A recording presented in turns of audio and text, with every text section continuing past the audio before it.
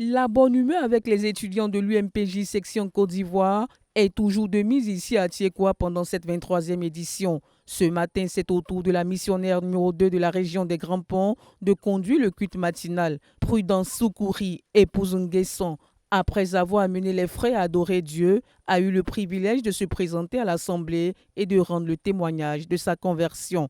Un témoignage qui relate sa vie passée loin de la vie du Père Céleste. Après avoir parcouru les églises à la recherche de l'amour, n'ayant pas trouvé, elle s'est livrée au penchant de son cœur et a fini par sombrer dans la décrépitude. Écoutons ensemble son témoignage. J'ai fait ma repentance le 14 et je me suis fait baptiser le 15 août 2000. Jésus a fait de grandes choses pour moi. Il en a fait tellement que je ne sais pas par où commencer. Parce que j'ai perdu mes parents très tôt. Avant de mourir, mon père m'avait confié à son cousin. Dieu m'avait fait quand même un grand mal de prendre mes parents tôt. Je n'ai pas vraiment connu leur tendresse, leur amour. J'ai goûté seulement un peu et puis il m'a arraché à eux. Je ne pouvais plus laisser quelqu'un rentrer dans mon cœur. Pendant que je vivais avec mon père adoptif, nous étions en train de chercher tant bien que mal le Seigneur. On s'était beaucoup promené dans les dénominations. Parce que moi, je cherchais l'amour. Lui, il cherchait Dieu parce qu'il voulait aller au ciel. Nous deux, on n'avait pas les mêmes problèmes. Parfois, il arrivait qu'on crée nous-mêmes des églises. Nous sommes partis rencontrer des pasteurs et nous sommes entendus avec eux pour faire une église. Ça n'a pas marché. Et arrivé à un certain moment de la vie, je me suis dit que ce n'est pas la peine de me promener, d'aller d'église en église, de quitter le catholique, aller aux assemblées de Dieu, après aller au baptiste, après aller au Mireb, après aller au MEPAD, après aller dans des ministères, et ainsi de suite. Ça ne valait plus la peine parce que je ne trouvais pas ce que je cherchais.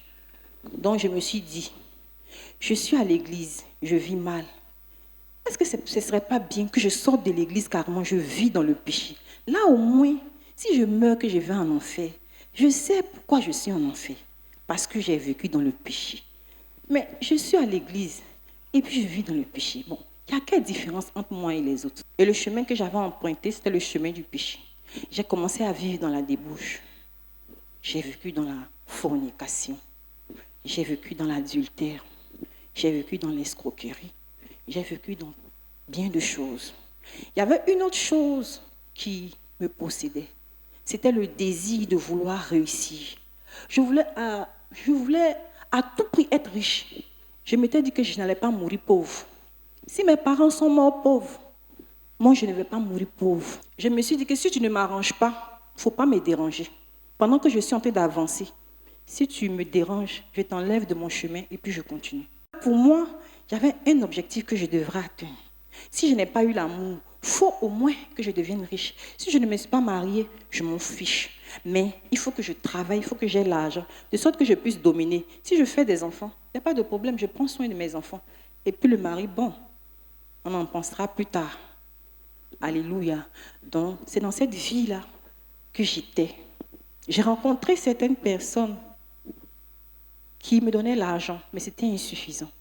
J'avais rencontré un homme qui me donnait 50 000 francs par semaine. J'étais très jeune, j'avais à peine 18 ans, 19 ans. Et quand je venais avec l'argent à la maison, je ne disais pas que j'avais l'argent. Quand on me demande, si quelqu'un a su que j'avais l'argent, quand on me demande, je dis, je suis partie travailler. Dans le train du péché, pendant que je courais derrière le péché, pendant que je disais que, avec qui je serai riche, qui va me rendre riche, Jésus m'a rencontré. Oh, vraiment, je ne suis pas devenue missionnaire pour rien. Acclamez le Seigneur pour les missionnaires. Pendant que j'étais en train de courir derrière le péché, un jour, le papa vient avec quelqu'un. Bon, on a l'habitude d'accueillir papa. Ici, le missionnaire là. Comme le vieux lui avait dit que fais attention à celle-là. Celle-ci, si elle refuse là, tout le monde va refuser. Donc c'est une tête de mule qu'elle a. Fais attention à elle. Parce que dans la maison ici, tout le monde peut croire sauf elle. Le frère a prêché jusqu'à... Quand il est arrivé sur moi, c'est moi qui ai cru. Prudence Nguesson, désormais un enfant de Dieu, a trouvé le véritable amour en Christ. Sa joie est totale. La joie d'avoir une merveilleuse famille en Christ. Elle l'exprime avec beaucoup d'émotion. Quand quand je suis sortie de l'eau, frère, je ne peux pas vous expliquer ce que j'ai. Mon fardeau est resté dans l'eau. Ma vision des choses avait changé. Mon cœur avait changé. Mon esprit était devenu nouveau. J'avais l'impression que j'étais une autre personne. Et quand je marchais, j'avais l'impression que j'étais au ciel. J'ai dit, on dirait que j'ai changé. Il y a quelque chose qui a changé. Il y a quelque chose qui a changé chez moi. Il y a quelque chose qui a changé. Jésus m'avait transformé.